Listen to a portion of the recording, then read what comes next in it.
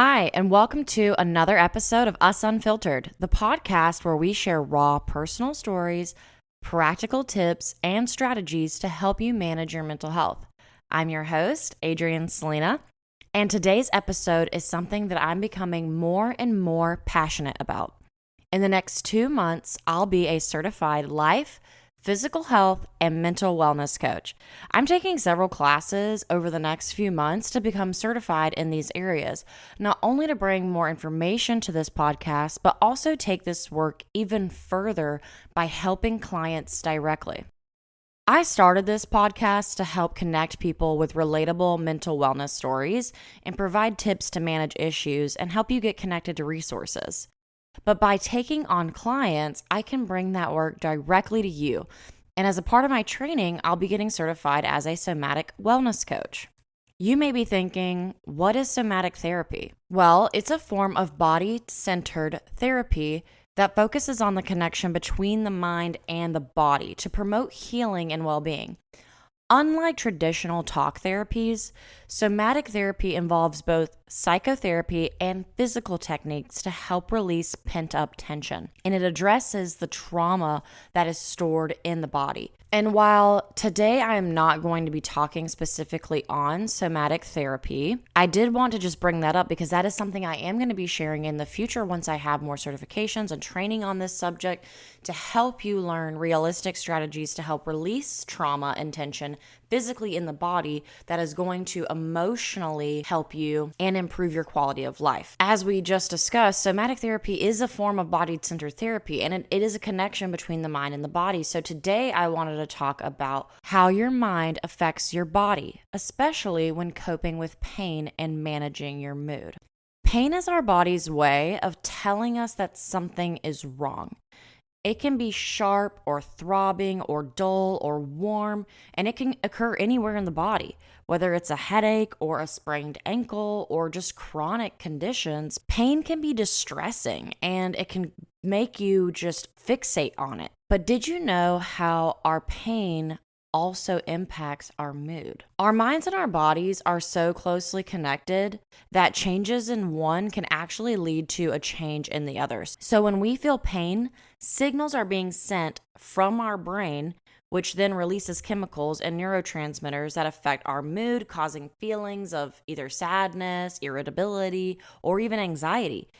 Similarly, when we are in a negative emotional state, it can amplify our perceptions of pain, making it feel more intense. So, living with chronic pain can take a toll on our emotional well being. It can lead to so much frustration and anger and hopelessness. It can disrupt our sleep and make it difficult for us to do things that we enjoy. And it can actually affect our relationships. And when pain becomes a constant presence in our lives, it can lead to severe depression, anxiety, and just a decreased overall quality of life. And I want to share a personal story about how I have seen this firsthand. Both my mother and my sister have battled stage 3 and stage 4 breast cancer. Luckily, they both are survivors and have overcome this and now are in remission. But my mother specifically had a very rare form of cancer. And during certain rounds of chemo and this other drug that she was having to take called Herceptin during this time, she was in so much pain. I mean, severe pain throughout her body and specifically her joints.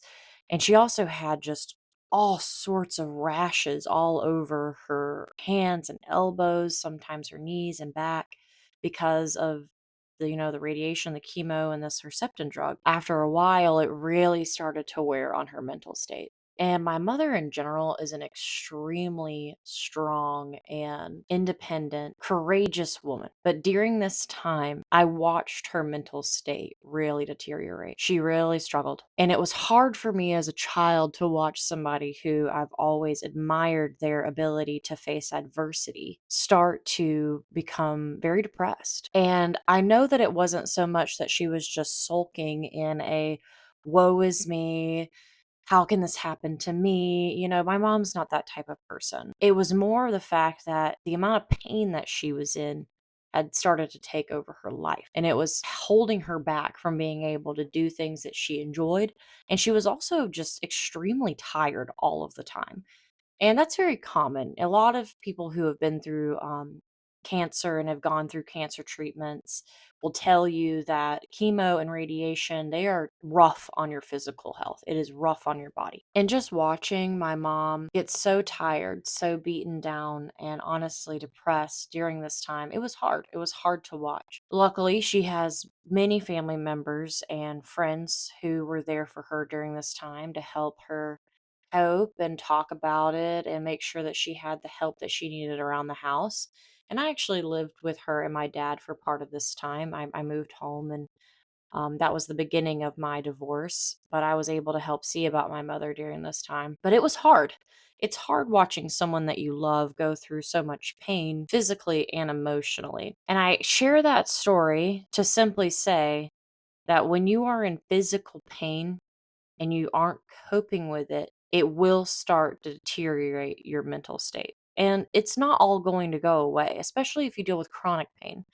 But there are strategies that we can hone in on and learn to lessen the negative impact of pain on our mood. And here are a few tips. So, number one, engage in relaxation techniques. So, practicing things like deep breathing, meditation, and mindfulness can really help reduce stress and promote a more positive mood. And when we're reducing stress, we're actually releasing certain hormones in our body and also reducing the stress hormones in our body. So it really does provide an improved mood. There is actual science behind relaxation techniques and improving stress and pain. Number two is staying socially connected. So when we maintain relationships with family members and friends, it not only gives you a safe space to talk about chronic pain or emotional issues that you may be facing, but it really does provide more support and understanding when you're going through difficult times. A lot of times when you're facing issues, we have a tendency to isolate ourselves, whether it be that we just don't feel comfortable talking about it, or we're just so overwhelmed that we don't even know how to begin that conversation. But when we stay socially connected, it helps us find support. And that's really important when we're going through issues. Number three, and this is probably the most obvious,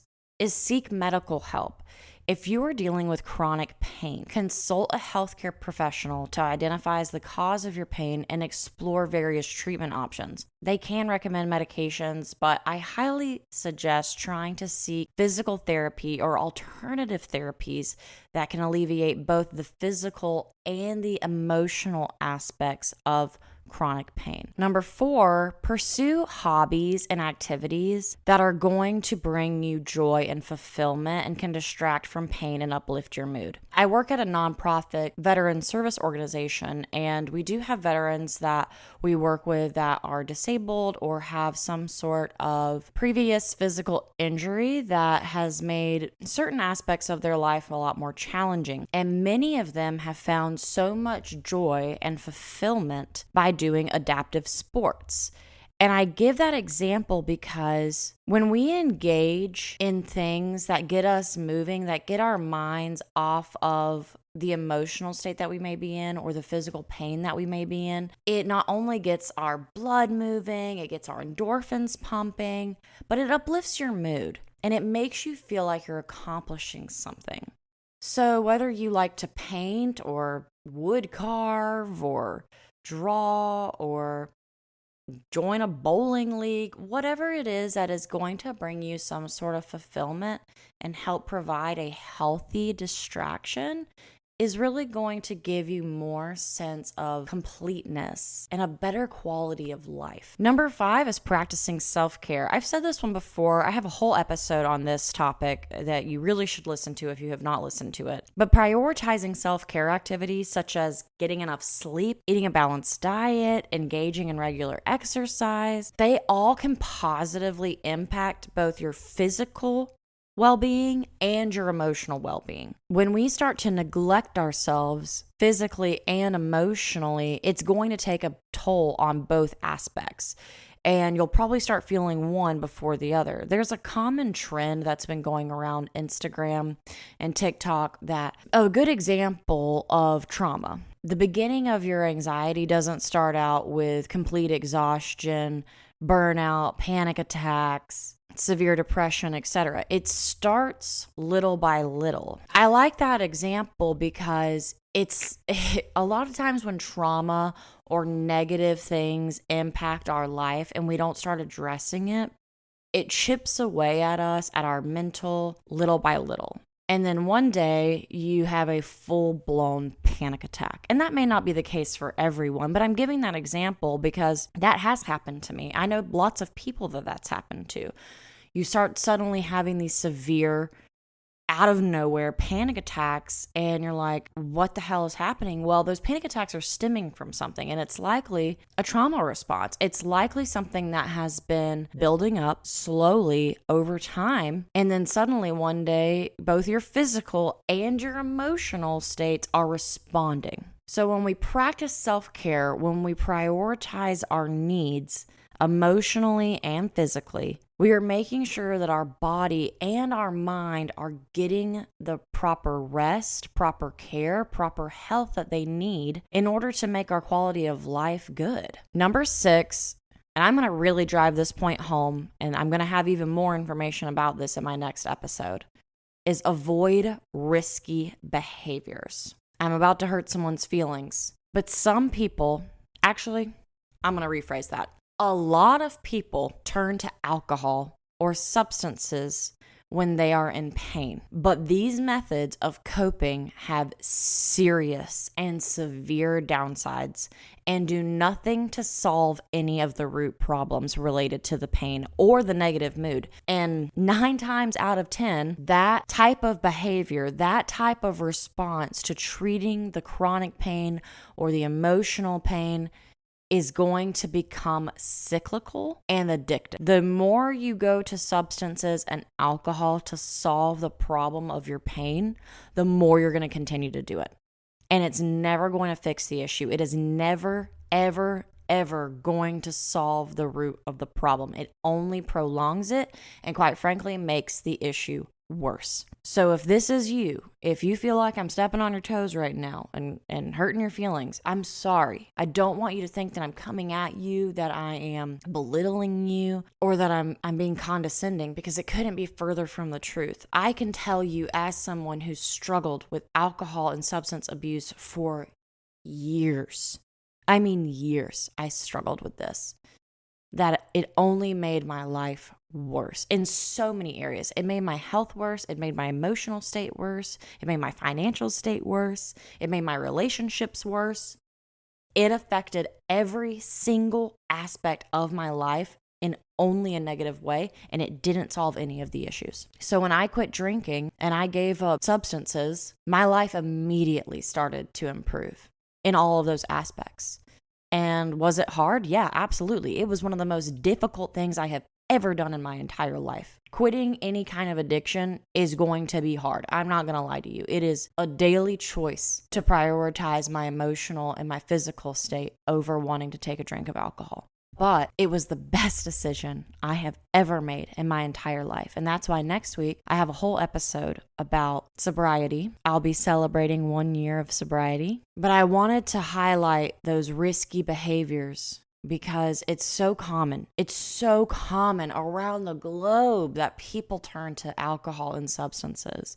It's become the norm. Please take this as just a friendly and kind and encouraging and supportive reminder that these methods of coping ultimately will not help you. As we've discussed today, pain has a profound effect on our mood and our emotional well-being, and understanding the relationship of how these two work together, it allows us to approach pain management from a more holistic perspective. And by seeking appropriate medical help, by implementing coping mechanisms, and by focusing on self-care, we can not only minimize the impact of pain on our mood, but we can also improve our quality of life. And that's really what we're here to do. Remember, you are not alone, and there are resources available to help to support you on your journey to better physical and emotional well-being. Thank you for tuning in to Us Unfiltered. If you found this episode helpful, please subscribe and share it with others who might benefit from it. Until next time, take care of yourself and each other. Remember, mental health matters, and so do you.